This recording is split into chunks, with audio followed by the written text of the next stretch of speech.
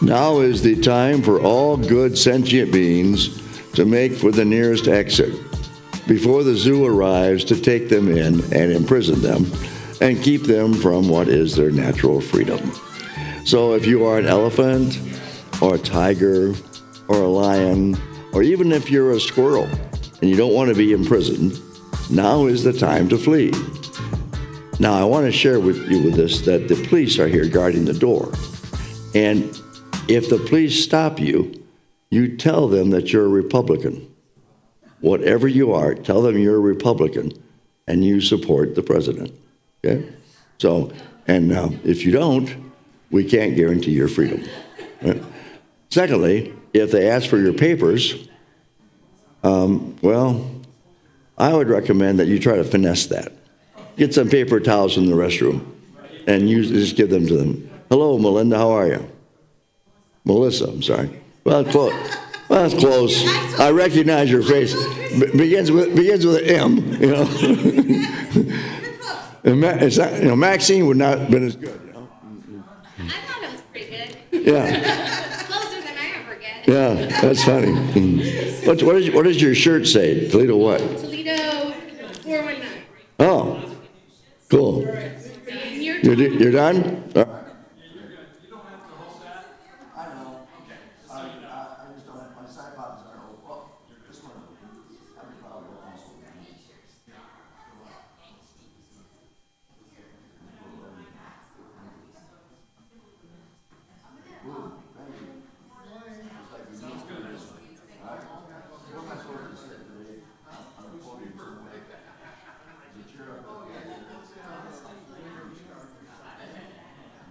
How many chairs are up there? Awesome. That should be for me. Let's be sure that the script is up there. Thank you, Jeff. You're welcome.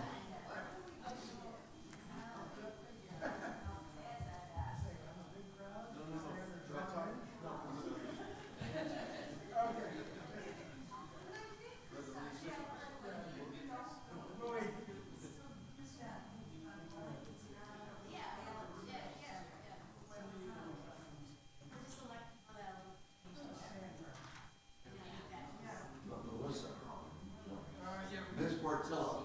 Okay.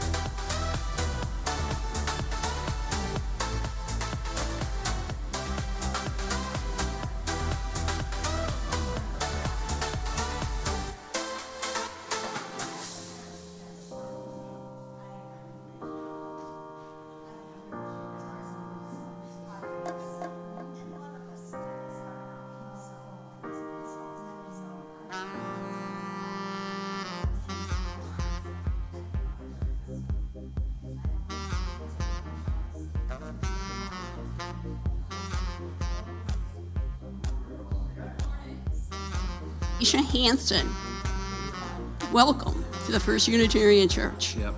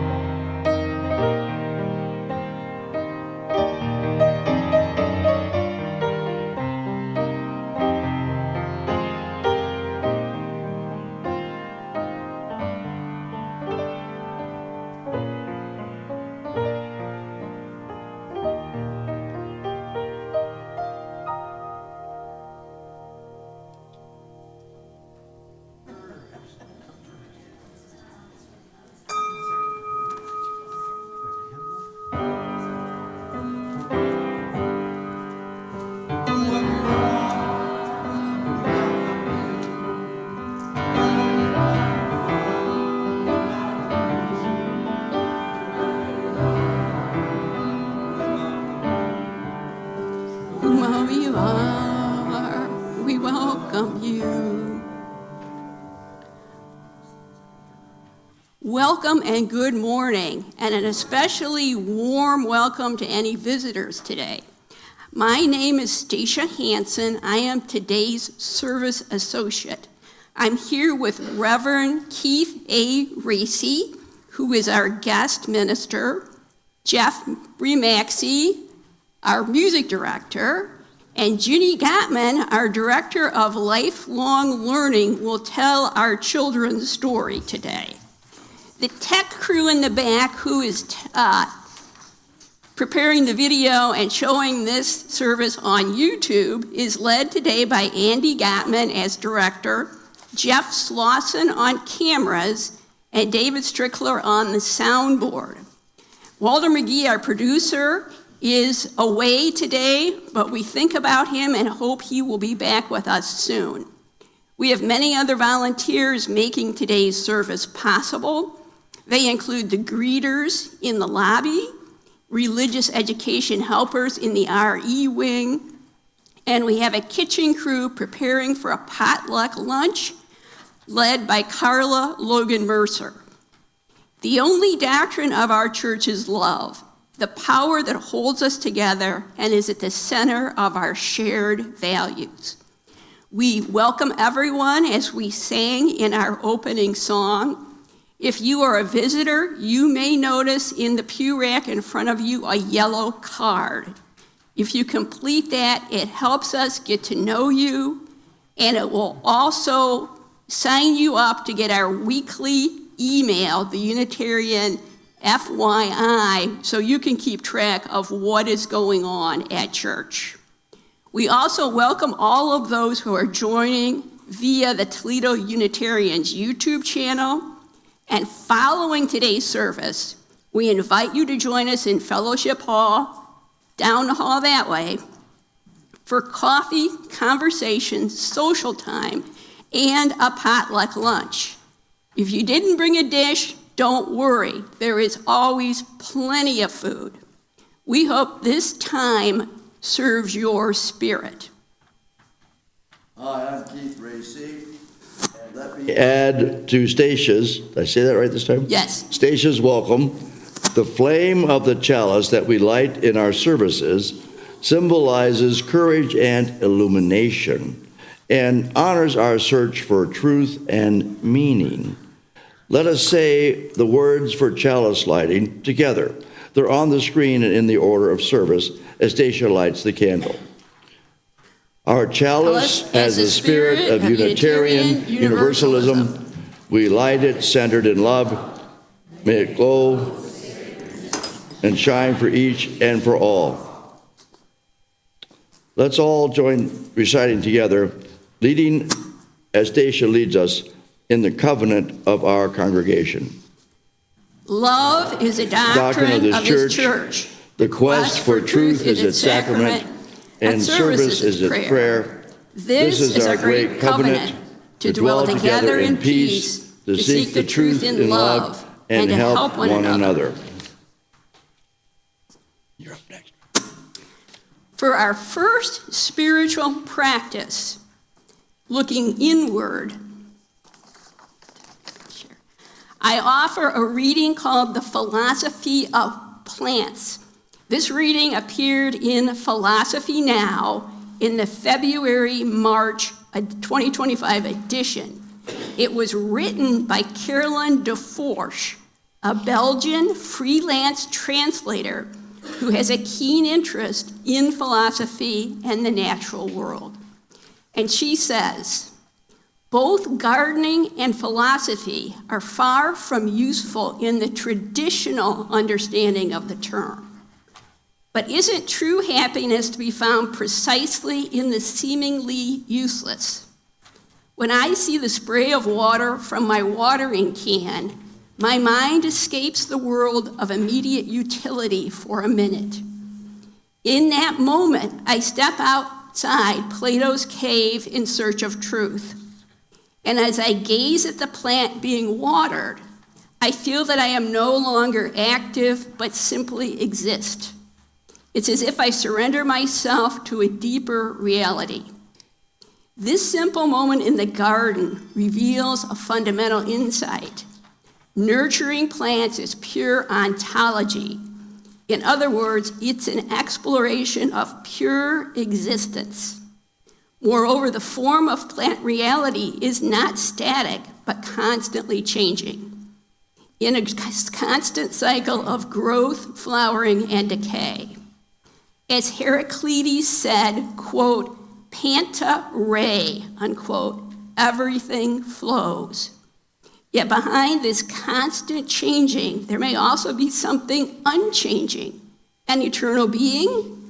We also find this tension between becoming and being in philosophy. Perhaps Hegel loved plants. So even watering plants raises more questions than you might think. But isn't questioning precisely the essence of both philosophy and of life itself? Okay, well, I think that we're a little bit out of order here. So what we're going to do is we're going to go back to the script as it's written, okay? And then we'll have the introduction to hymn number 318. All right, so this is the first of our spiritual practices in which we go beyond ourselves 3 intentional times. We look beyond ourselves, considering celebrations and sorrows and the state of things. There are people in our circles who, with their family and friends, have challenges of life and death, health and illness, home and travel, financial security, and monetary stress. Decisions are being made by ourselves and others on how we live our best lives, which sometimes means aspiring to that and realizing we have moves yet to make to reach aims and goals. And individual and family ways go on, with new lives born and many other joys and celebrations. We all have bad days and we have good days. May kindness and gentleness be with us all. May we be compassionate to all, as we don't know what other people are going through. So treat one another well. And may we be glad for their celebrations and ours. Let's continue to have First Unitarian, this place, be a place of welcome, of grace, even of refuge from hard times, and that in this liberal religious community, we can help one another, care for ourselves, and have our part in changing the world. Our part in changing the world. Please share mercy and dignity, and remember to breathe.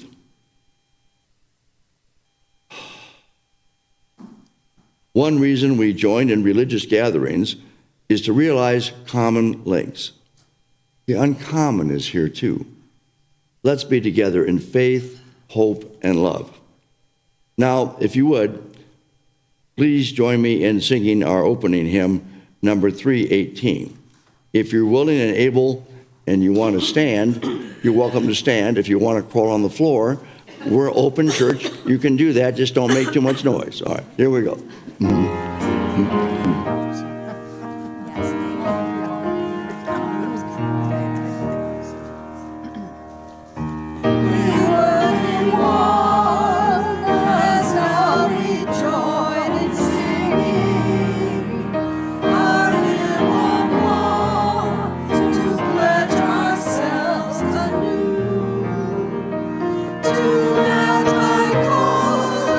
Of greater understanding.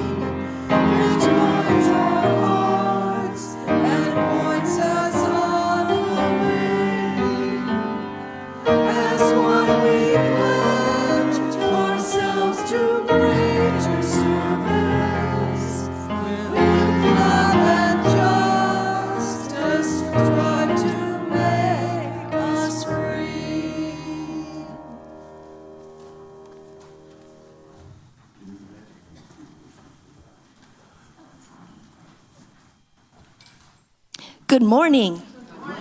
I would like to invite our young friends to come forward with me if they would like to better hear and see our story today. Before we start the story, we have some news to tell you. Maddox, is there something you'd like to tell everybody? Tomorrow's my birthday.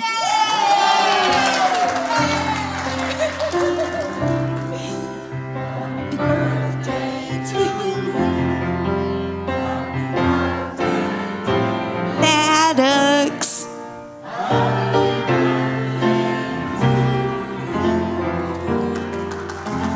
Yay! How old are you going to be? 8. 8. Happy 8th birthday, Maddox. Are you in 2nd grade? So this morning, our story is a little joke. And before I tell the joke, I want to assure all of our atheist friends, we love you, we welcome you, we adore you. Some of us are you. So here it is. Whoa, no. No, wait, let's set this one down before we put somebody's eye out. Okay, you can have one, Jay. Okay. One day, an atheist was taking a walk through the woods. And the atheist looked around and said, "Oh my goodness, what beautiful trees, what beautiful flowers, what a gorgeous waterfall. Nature is splendid, and this cosmic accident has resulted in some beautiful scenery." As he was walking along, he heard a rustling in the bushes behind him. He turned and looked, and he saw a 7-foot grizzly bear. And the man froze, and he thought he was going to get away silently and safely. But then the grizzly bear caught his scent on the wind, and the man had to flee, and he ran as fast as he could. And then he turned around and saw that the bear was gaining on him. And then in the act of turning around, he took his eyes off the ground, and he tripped over a root. And he fell onto the ground. And before he knew it, the bear had pounced upon him. And the bear held down his chest with one paw and raised his right paw up into the air to swipe him. And the atheist cried out, "Oh my God!" And at that moment, time froze. And the birds went silent. And a voice came from the sky and said, "Are you serious? You deny my existence all these years. You think my creation was a cosmic accident? Do you expect me to help you out of this mess? Do you expect me to think that you're a believer?" And the atheist said, "That is fair. You are correct. It would be hypocritical of me to ask you to take care of me now, to ask you to consider me to be a Christian. But perhaps you could make the bear a Christian?" And the voice said, "Very well." And the clouds parted, and the clouds regained the sky, recovered the sky. The birds started singing again. And the man was still being held down by the bear. And the man thought, "Okay, now this is great. I'm going to be saved." And the bear brought down his paw and put his 2 paws together and said, "Lord, for this meal that I am about to receive, I am truly grateful. Amen."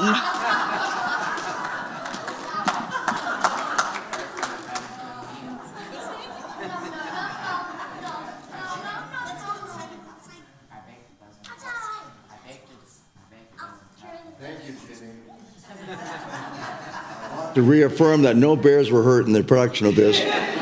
Now let's sing the children, so this is the time when they and their teachers leave our service for religious education. And Jeffrey will sing a wonderful song for us.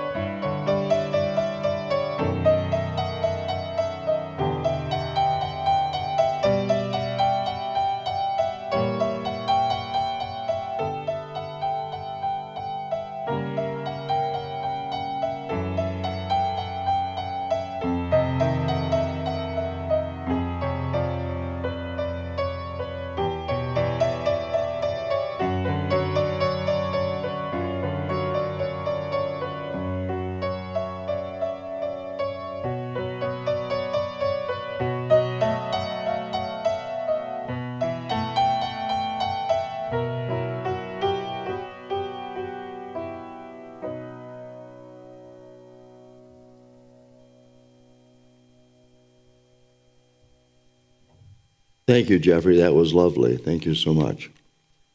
So we come to the time when we were supposed to have the previous reading on plants. So the beauty of doing nothing. So that's one of the reasons that was included from that journal, Philosophy Now. And I would like to move us back into the intent of the rhythm of the service. This is supposed to be a minute of silence when we sit here in silence and we turn inward to our own interiority, or if you want to use that language, your own psyche, our own hearts. There are many, many things always going on in our lives. Some of them joyous and some of them challenging. So let's center ourselves with some cleansing, centering breaths. We breathe from our center and out through our mouth and our nose. You make your stomach go out, not up and in. 1, 2, 3.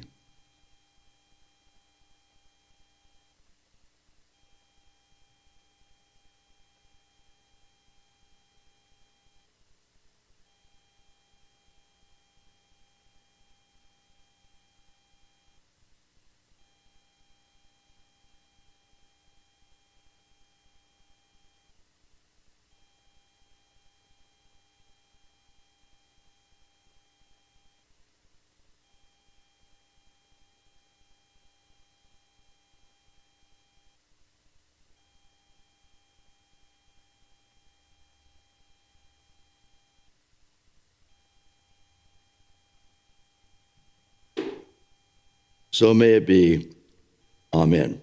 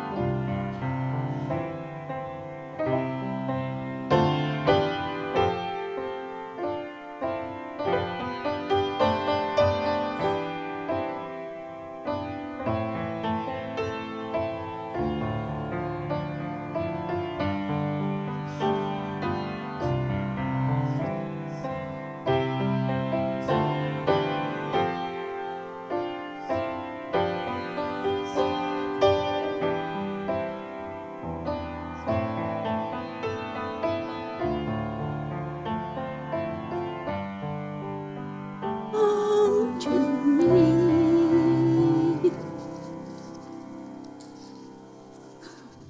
This reading is in the right place. This is a reading from a column entitled How to Survive the Trump Years with Our Spirits Intact. And it was published in the May 1st, 2025 edition of the New York Times and was written by David Brooks, who I don't really think needs any introduction. As you know, we helped bring him to Toledo this past March to speak at Lourdes. In this column, he is advocating for our immersion in the arts and humanities to increase and sustain our resilience during this time. And he says, quote, "There are millions of humanists, secular and religious, repulsed by what they see. History is often driven by those people who are quietly repulsed for a while and then find their voice. I suspect different kinds of humanists will gather and invent other cultural movements. They will ask the eternal humanistic questions. What does it mean to be human? What is the best way to live? What is the nature of the common humanity that binds us together? As these questions are answered in new ways, there will be new cultural movements and forms. As a theologian, Dallas Willard put it, there has been, over the past decades of neglect, a loss of moral knowledge. We came to a spot in 2024 in which 77 million Americans took a look at Trump's moral character and didn't have a problem with what they saw. But the consequences of those character failings are becoming evident in concrete ways. New winds are beginning to blow.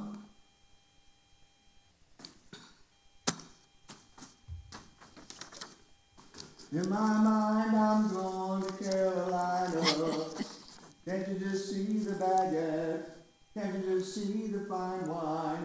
Gendarmes are friends of mine, 'cause I'm going to Shark France in my mind.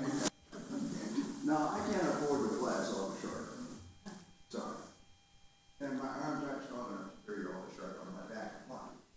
And I certainly don't have enough stamina to get a rowboat and have us all row there over the planet. But we're going to use our imagination.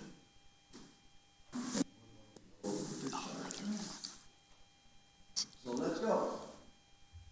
I have a sobering memory of why I was initially attracted by Chartres Cathedral in Chartres, France, which is about an hour southwest of Paris. Hopefully there's stained glass one there. It was the pretty colors and magical efforts wondrously created by thin, fragile stained glass. I wanted to immerse myself in that light and watch it play on the floor, on the pillars, on my body. It's a little... Excuse me, Keith. Go ahead.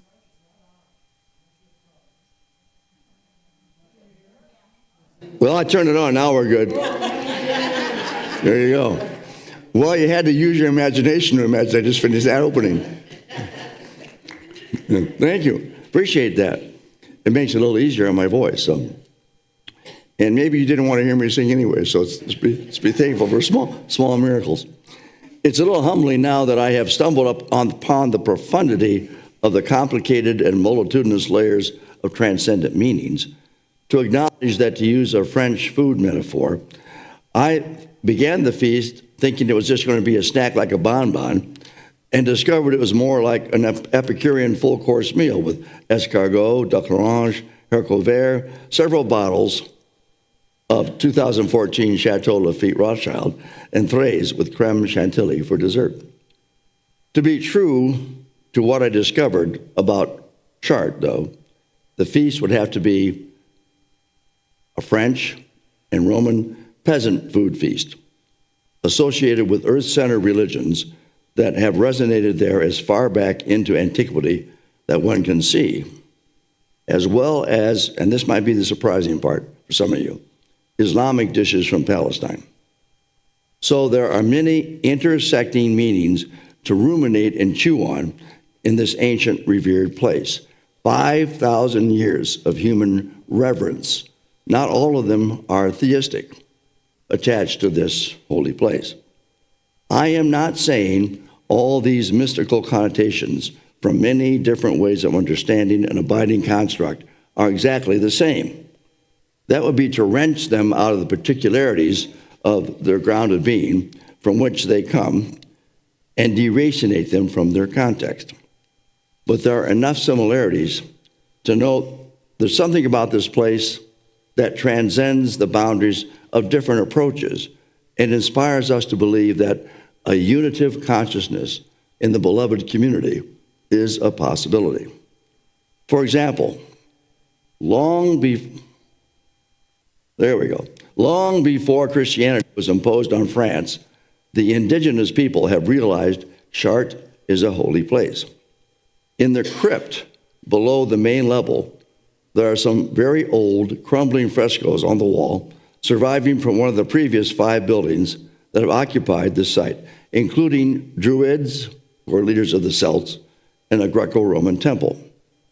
In fact, to this day, the healing well that earth-centered religions would visit in the hopes of improving their health is still visible in the crypt. If all goes well, you'll see it. It's kind of dark there, but it's still there. and people still visit it. Although we do not have time to explore the more various goddess worship memes and practices, they are reflected in this structure. Images of Mary are portrayed. Goddess of heaven meanings, which are pagan, have been transfigured a little into Mary as the Queen of Heaven. All right?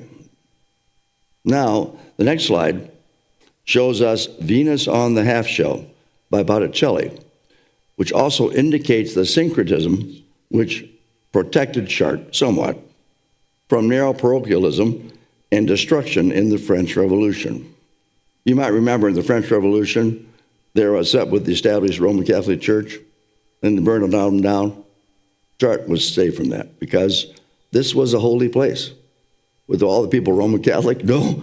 Did they all go to church? Well, they're French. No, they don't all go to church. But it was a holy place, and they kept it from being destroyed.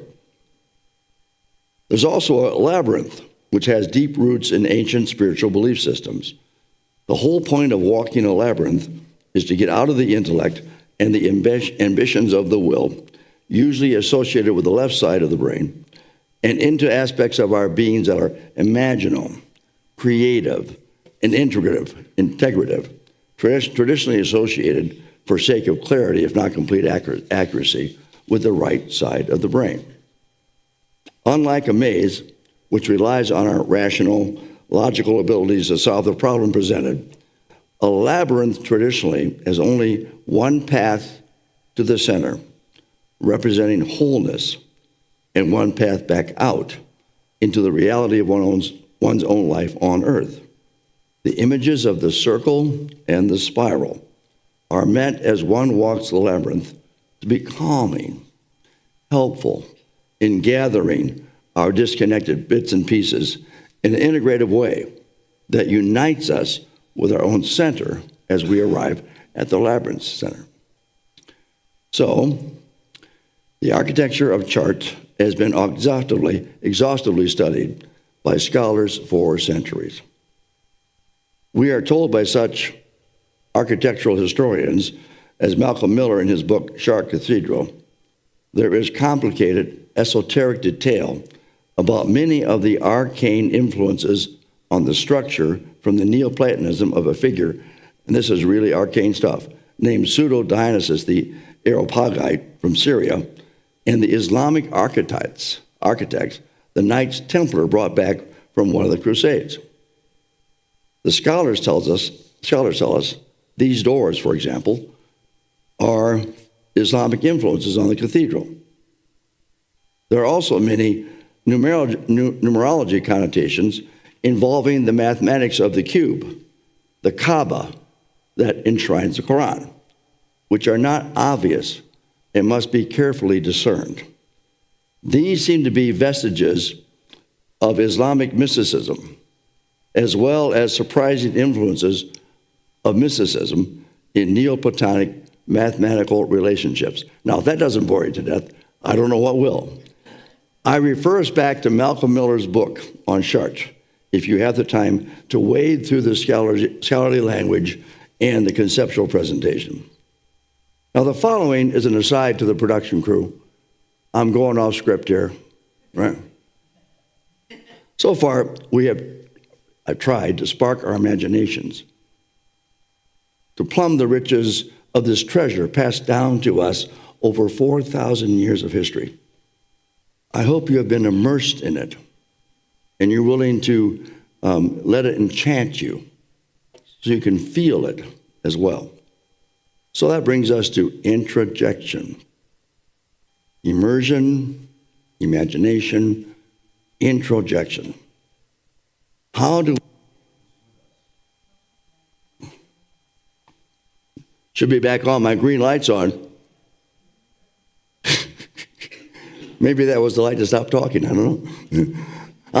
How do we take this with us in order to sustain us in a time of oppressive pressure on progressive thought and spirituality? It will be by using what is technically called in psychodynamic theory the, quote, introjection of the love object, unquote. In plain language, how do we print these images on our hearts? How do we enfold them into our interiority? The answer can be seen with what we're all born with. Have you ever seen an infant suckling at the mother's breast? And that baby's staring at the mother. That baby's taking the mother in. That's introjection of the love object. Or if you can't have children, you fed one with a bottle, or a child or a grandchild, they're really fixated on your face, aren't they? They are taking you all in. This is not a higher mind complex process, but a biological one that we share with other creatures. For example, I had beagles for years. And two of them in particular, they loved to go running with me. We'd go running 5 or 6 miles. And one of them, whenever I would stop or slow down, he'd look behind me and say, "What's wrong with you? Keep up, boy, keep up."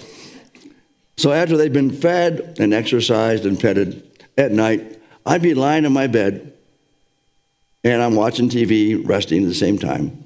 And the beagle would lie on my chest, and he'd just stare at me. He wasn't trying to stare me down to get more food. He was just adoring me because he knew I loved him, and he loved me. This is how we take these images home, these ideas home, to sustain us in the midst of these challenging times. We end this journey with a spell of enchantment cast by, there it is, Sagrada Familia, Antonio Gaudi's masterpiece in Barcelona. Its mystical aspects of transfiguring light are a little more accessible to those of us not familiar with Roman Catholicism, as there are many ways in which pondering one transept in particular reminds one of being in a forest. Images from nature are everywhere, so that even the columns are represented as giant trees. I would be happy to clean bathrooms there for the rest of my life. I tried to sign up, but they said, "You don't speak Catalan. You can't possibly do it." Paradoxically, the way the stained glass separates and filters the colors reminds us of the beautiful connections with all living creatures and systems. Gaudi is saying in this, his masterpiece, which is still being constructed, that the earth is one, and we are all humbled by our smallness. We are encouraged to celebrate the mysterious ways all creatures are being transported by immersive beauty into aspects of our psyche that translate transcendence into a unitive consciousness in which all are one. Truly, may we all be one, as we sang earlier. So be it. Amen.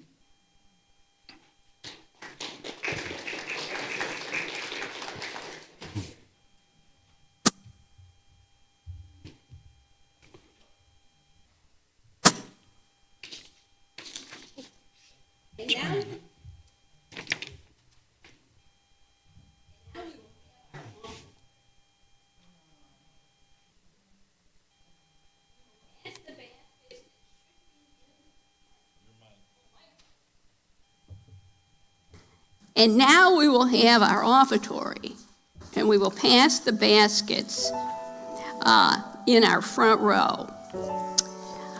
All of you, including our YouTube viewers, can also donate electronically or by mail.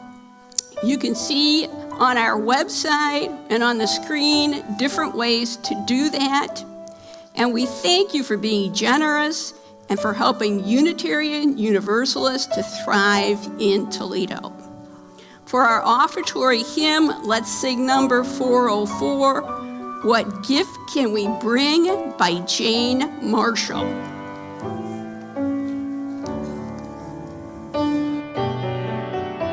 Bring what Christ and what told.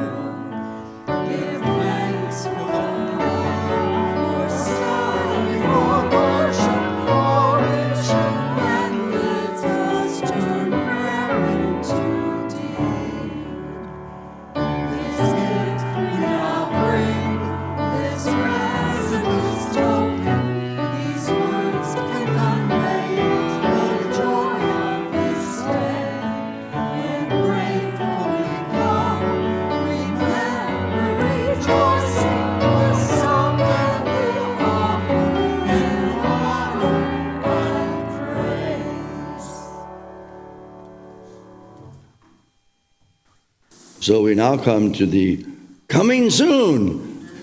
Here come the coming attractions. All right? The popcorn's popping on the screen and then remind you to go get some pop. That's later, at the potluck.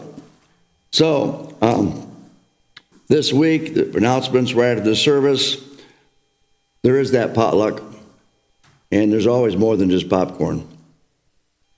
Join us for a spiritual forum on June 1st for a game day. Feel free to bring your board and or card games. If there is interest, we will also play charades adjacent game called Fishbowl. Hope to see you at this spiritually refreshing forum. Jenny told me that the bear will be there, so this should be an interesting time. For the 11 a.m. service next Sunday, our member and now new graduate seminarian, Melissa Jeter, will bring a sermon entitled Religion or Politics, What is Essential? Our church has many, many activities going on. At least one of them will interest you. You can check on our website. You can check the UUFYI. You can check our YouTube channel. And there should be copies of the UUFYI lying on the welcome table in the lobby if you're not signed up to get that by email. An important coming soon announcement is to ask you to please, please, please turn in your pledge statement. We're at the very end of the pledge drive, and if you haven't done so, please see Marna or Wendy and get that pledge statement in. The other thing I wanted to mention is as we celebrate Memorial Day tomorrow, let us remember the true meaning of the holiday and think of the Americans who died serving their country in war and peace, black and white, Confederate and Union, buried in graves marked and unmarked. From Normandy to Vietnam, from Afghanistan to Korea, and in other places too numerable to name. May they rest in peace. My final coming soon announcement is to repeat the invitation for you to join us in Fellowship Hall after today's service for coffee, conversation, social time, and a potluck lunch. As I said, if you didn't bring a dish, don't worry, come anyway. We will be happy to see you.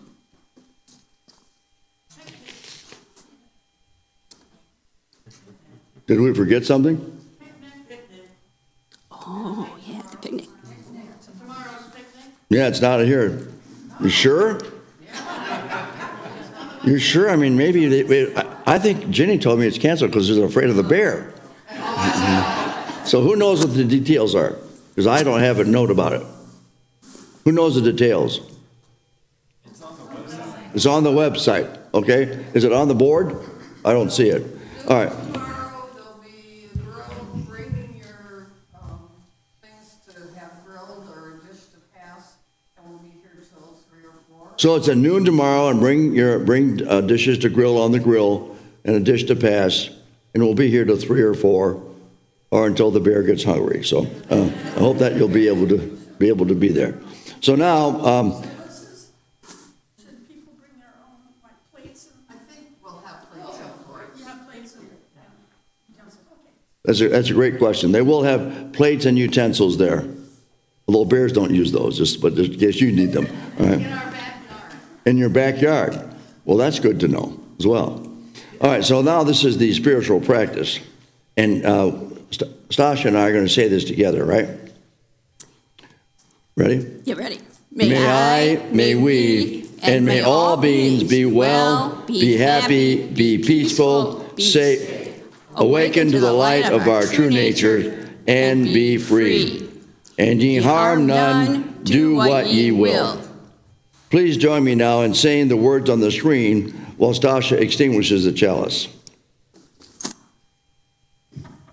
We send the flame From our Unitarian chalice.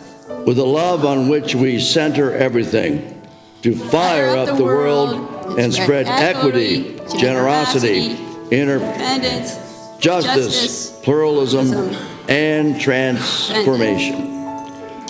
Go in peace, holding, knowing, and centering love in your lives, and sharing love in your actions. Merry meet, merry part, and blessed be.